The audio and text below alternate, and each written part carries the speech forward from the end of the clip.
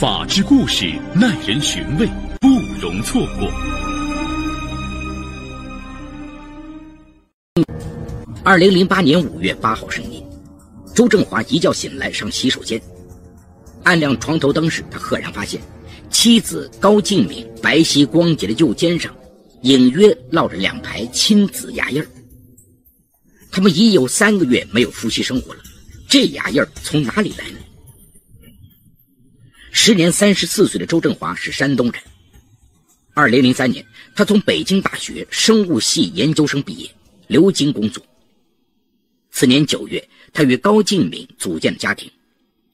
高静敏来自河北，北京对外经贸大学毕业，是一名理财师。他们3岁的女儿活泼可爱。然而，生存压力等因素纷扰，夫妇俩经常为琐事争吵。高静敏回家越来越晚，直觉告诉周振华，妻子在外有人了。高静敏被周振华愤怒地推醒，面对质问，他说：“我们的婚姻还有维持下去的必要吗？”屈辱之下，周振华抓起茶几上的水果刀，抵住妻子的脖子说：“告诉我，那个男人是谁？”他只得交代了实情。2007年3月，高静敏跳槽到华夏保险公司，此时已当妈妈的她风韵依然，加上名牌大学毕业，一下子赢得了经理曹宪东的好感。在他的关照下，高静敏半年后被提拔为办公室主任。经过交往，41岁的曹宪东英俊潇洒，不乏柔情，像磁石一样吸引着高静敏。两人很快突破男女底线，发展成情人关系。听到这里，屈辱让周振华几欲要挥下刀子，但他想到成家的不易，最后吞咽了这份痛，规劝妻子说：“请你看在女儿的面上，离开姓曹的吧，我原谅你的过错。”高静敏答应了，可哪知这只是欺骗。一个双休日，高静敏说出去拜访客户，周振华带着女儿去昌平区温都水城泡温泉。在2楼休息大厅，周振华赫然看见1楼的游泳池里，高静敏正和曹宪东亲密地依偎在一起。周振华将怒火强压在心底，痛苦地带着女儿离去。傍晚，高静敏若无其事地回到家，夫妇俩爆发剧烈争吵。高静敏再次以离婚作为威胁，周振华无语。当天晚上，夫妻俩分室而居。周振华一夜未眠，他不忍妻离子散。可是怎么保住这个家呢？他想，既然妻子说服不了，何不去发动曹宪东妻子的力量呢？经过打听，周振华得知曹宪东的妻子名叫刘媛，在一家宝来汽车 4S 店做会计。7月9号下午，周振华将刘媛约到咖啡厅。38岁的刘媛是北京人，长相平平，但面目和善，一看就是个好脾气的女人。结果刘媛内心的痛楚丝毫不亚于周振华。原来随着曹宪东收入和职位的提升，他对刘媛越来越冷淡，嫌他学历低没气质。刘媛双手捂脸痛哭，周振华递给他一张纸巾，同仇敌忾地说：“事已至此，再痛苦也没用，咱们都是受害者，当务之急是联手管好各自的爱人，保全彼此的家庭。”一番商量，两人结成受害者同盟，严格看管各自的爱人，掌握他们的行踪，与彼此的配偶沟通交流。为了及时通气，两人各买了一部新手机作为秘密专线。7月12号下午，周振华在曹宪东公司门口拦住了他，两个人扭打在一起。刘媛也径直来到高静敏的家，责问他为何要破坏别人的家庭。高静敏尴尬不已，哪知高静敏发现了丈夫在联手刘媛对付自己后，怒不可遏，决然要和周振华离婚。7月21号，两人办理了离婚手续。因高敬敏坚持要孩子，善良的周振华将房子留给了他，自己净身出户。走出民政局，周振华在电话里向刘源哭诉：我离婚了，已无家可归。周振华的悲凉刺痛了刘源的心，为了给他一丝慰藉，晚上他请周振华吃饭。周振华要了一瓶高度白酒，一杯接一杯的往肚里灌，边喝边含泪诉说自己的苦闷。晚上11点，周振华醉倒在餐桌上呼呼大睡。刘源和服务员一到，将周振华搀上了出租车，送他到附近的宾馆。第二天早上，周振华醒过来，模模糊糊忆起昨晚发生的一切，感激之情顿时充溢在心。再说曹宪东，自从高敬敏离婚后，他肆无忌惮地与他出双入对，完全漠视刘源的存在。刘源想过离婚，可一看到儿子那清澈无辜的眼神，他的决心就动摇了。刘源跌跌撞撞来到周振华的单身宿舍，向他哭诉了委屈。周振华安慰好了刘源，见他没吃饭，就亲自下厨给他做了一碗热腾腾的西红柿鸡蛋面。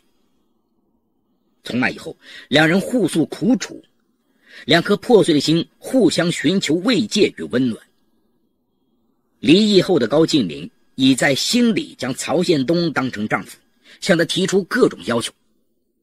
借口方便开展业务，他要求曹宪东给他买一辆30万元的跑车。曾经高敬敏留给曹宪东的印象是温良贤淑，不过度的依赖男人，而今他撕去了伪装，露出本真面目，这让他在曹宪东心目中的形象大打折扣。曹宪东在心里渐渐打消了与他结婚的念头。2009年3月初，儿子对曹宪东说：爸，学校要开家长会，你和妈妈一起去吧。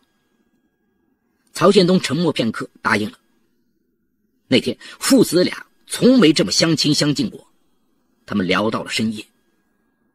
当听到儿子说出如果他和妈妈离婚就去寻死的话语时，曹宪东的心极度震撼。儿子是他的心头肉，他安抚着儿子，心灵急剧震荡。睡觉时，他突然平静地对刘源说：我不会离开你和儿子的。曹宪东的承诺让刘源看到了希望，怎么抓住时机让丈夫彻底回归？刘源伤透了脑筋。丈夫的微妙转变让刘源明白了一个道理：只有即将失去才会觉得珍贵，才会好好珍惜。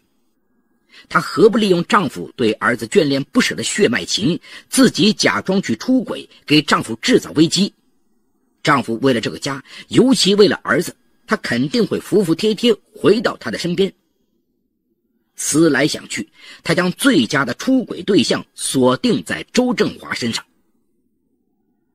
2009年5月3号，刘源来到周振华的单身宿舍，嗔怪道：瞧这屋子乱的，你离婚这么久了，身边该有个女人照顾了。说完，他主动替周振华收拾房间。周振华感慨万千地说：你这么好的女人，曹宪东为什么不知道珍惜呀？要是我……话没说完，周振华偷偷地看了刘源一眼，发现2朵红云飞上他的脸颊。交往中，周振华见识了刘源身上诸多闪光点，他善良温和，宽容贤惠。如果自己再婚，他无疑是做妻子最好的人选。想到这里，周振华试探刘源：我们都是情感受害者，2位受害者生活在一起，你设想一下未来的生活会是什么样子？刘源有些害羞地说：只要懂得珍惜，我想会和谐幸福的。周振华情不自禁地抓住刘源的手，刘源没有拒绝。此后，刘源频频造访周振华，2人来往更加密切。为了让丈夫吃醋，她故意待到晚上10点才回家。在家里，刘源有意将手机放在丈夫的床头柜上，让他翻看周振华发给自己的暧昧短信。见丈夫似乎无动于衷，刘元决定将表演升级。9月上旬，刘元患了重感冒，在医院挂点滴。傍晚，曹宪东去看妻子，走进病房，他却看到周振华坐在妻子身旁，用牙签将一块块苹果送到他的嘴里。曹宪东像被人狠狠地抽了一鞭子，冲过去一把打掉周振华手里的水果盘。他们对骂着，当着刘元的面拉扯起来。周振华本以为刘元会站在自己这一边，与他一起对付曹宪东，谁知刘元将丈夫拉开，心平气和地说：宪东，你误会了，我和他只是普通朋友关系。周振华如被泼了一盆冷水，愣怔了片刻，怅然离去。借此，刘元向曹宪东示威：在你眼里我是一根草，也许在别的男人眼里我是块宝，说不定哪天我就和你离婚。看到曹宪东非常复杂难堪的表情，刘元要的就是这种结果，心里很是畅快。随后夫妻俩从医院吵到家里，曹宪东要求刘元必须远离周振华，刘元强硬地与曹宪东讨价还价：我可以不搭理周振华，但你必须与高进敏一刀两断。曾经在曹宪东眼里，刘元是俯首贴耳的小绵羊，现在他公然和自己对抗。就在他要爆发时，儿子看到爸爸生闷气，不仅给他端来一杯凉开水，还孝顺地站在身后，用小手一下一下给他轻轻地捶背。曹宪东鼻子一酸，转身将儿子搂在怀里，满腔怒火顿时化作无尽的柔情。再说周振华正是闷气时，刘元打来了安抚电话：振华，你别多心，当时我是担心曹宪东和你发生冲突才这么说的。周振华内心的惆怅也就消失了。因是贾谊红杏出墙，刘元与周振华一直保持着若即若离的关系。再说高进敏，1年多过去了，他迟迟没等到曹宪东求婚，他再也坐不住了。2009年9月11日，他冲进曹宪东的办公室逼婚，遭到曹宪东的拒绝，两人吵得不欢而散，与曹宪东结婚的梦想破灭了。高进敏不甘心输得一败涂地。这年12月，公司理赔部要提拔一名副经理，高进敏对曹宪东提出弥补要求，要他想办法让他坐上副经理的位子。结果曹宪东的努力白费，公司内部关系错综复杂，高进敏落选了。高进敏将满腔怒火发泄到曹宪东身上，对他的态度一落千丈。曹宪东终于发现，再与他纠缠下去，他不会有好下场。2010年1月，曹宪东给了高进敏10万元分手费，彻底斩断了两人之间的情丝。曹宪东决心回归家庭。2010年1月9号，刘元接到了周振华一个电话，要出去。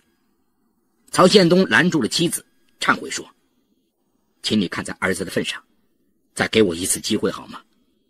我已与那个女人彻底分手了，从今以后我们一家好好过日子。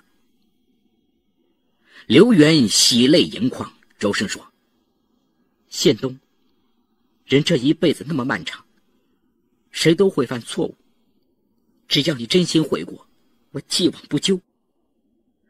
我们有多么令人羡慕的一个家呀，为什么不好好过日子？曹宪东紧抱着妻子连连称是。2010年2月3号，刘元来到周振华的宿舍，歉意地说：老周，曹宪东已与高进敏彻底断了，我也不能做对不起他的事，从今以后我们别再来往了。周振华一听急了：我们不是彼此相爱吗？怎么能说分手就分手呢？刘元这才被迫将自己假意与他恋爱的创意说了出来。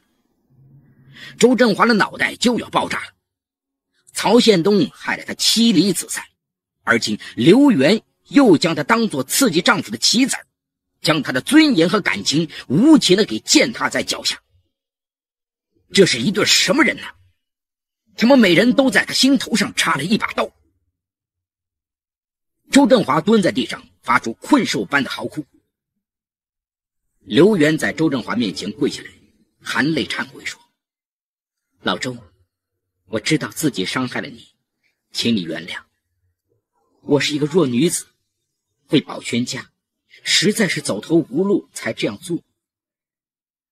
说完，他从包里拿出自己的劳力士表和2条金项链交给他，请收下吧，算是弥补我的一点愧疚。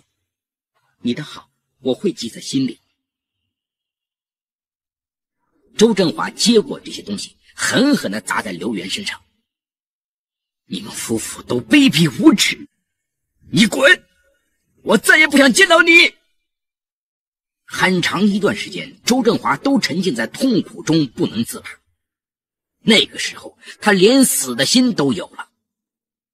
2010年2月12号，周振华去金客隆超市购物，路过休息区，里面的一幕针一样的刺痛了他的双眼。刘源和曹宪东带着儿子坐在桌旁，一家3口有说有笑。想到自己妻离子散，快40岁了，连个家都没有，他们的幸福是建立在他的痛苦之上。周振华的心极度不平衡起来，愤懑之火在熊熊燃烧。不能就这样便宜他们，刘源夫妇必须为我的不幸买单。一个声音在他脑海里轰响。周振华决定要报复刘源，可是怎么样才能达到目的，又能逃脱法律制裁呢？周振华颇费思量，一番冥思苦想，学生物出身的他有了主意。3月8号，周振华花2500元从江苏一家小型化工厂网购了40克有毒化学品。这种化学品的毒性发作慢，服用30克后，受害者过几天会神不知鬼不觉的死亡。2010年4月20号，周振华拨通了刘源的电话。刘源，我要将过去的一切彻底埋葬，重新开始新的生活。他向刘源撒谎，说自己谈了一个女友，想请他把把关。下午5点，两人在迪欧咖啡厅见面了。周振华别有用心的要了一杯红茶。周振华能原谅自己和曹宪东，刘源百感交集呀。周振华无中生有的诉说着自己恋爱的情况，说准备国庆期间结婚，想向刘源借20万元交房子首付。刘源明白周振华名义上是借，实则是敲诈。这时他的心态彻底变了，他不觉得自己亏欠他。他的前妻高静敏曾经也给他的家庭带来深重灾难，他也是受害者。想到这些，刘源推说没钱，就借故要离开。周振华原本想，只要刘源肯给钱，他就放过他。可是，但为了稳住他，他轻描淡写地说：“我顺便说说，你别当回事，没有我就不借了。”周振华赶紧扯开话题，刘源这才放下心来，两人有一搭没一搭的闲聊。过了一会儿，刘源起身上洗手间，周振华从包里拿出事先准备好的玻璃小瓶，将里面的20克粉末倒进茶壶里，然后将刘源杯子里的茶水倒掉，给他换上含有毒的茶水。刘源从洗手间出来后，将杯中的茶水一饮而尽。硝酸茶无色无味，他丝毫没有觉察出茶水的异常，接着又喝了一杯。见刘源连喝2杯，周振华心里有了底，故作平静地说：“我要去看女儿，先走了，你慢慢喝吧。”第2天，刘源莫名其妙的脱发、头晕、呕吐、手足麻木、全身乏力，连走50米都困难。刘源以为感冒了，没有放在心上。2010年4月22号，刘源的症状越来越严重，这才来到医院检查。医生发现他血液中铊含量为每升 126.9 微克，人体中含量一般达到每升10毫克到30毫克会导致死亡。院方得出结论，刘源系中毒，一定是有人谋害自己。刘源自然想到了周振华。当天下午，他向警方报案，因为错过了最佳治疗时间，眼前刘源智力受损，记忆力明显衰退，四肢麻木，在生不如死的煎熬中苦撑度日。2010年5月30日，周振华被警方依法实施逮捕。面对警方的审讯，他对自己的犯罪事实供认不讳。目前此案正在进一步审理中。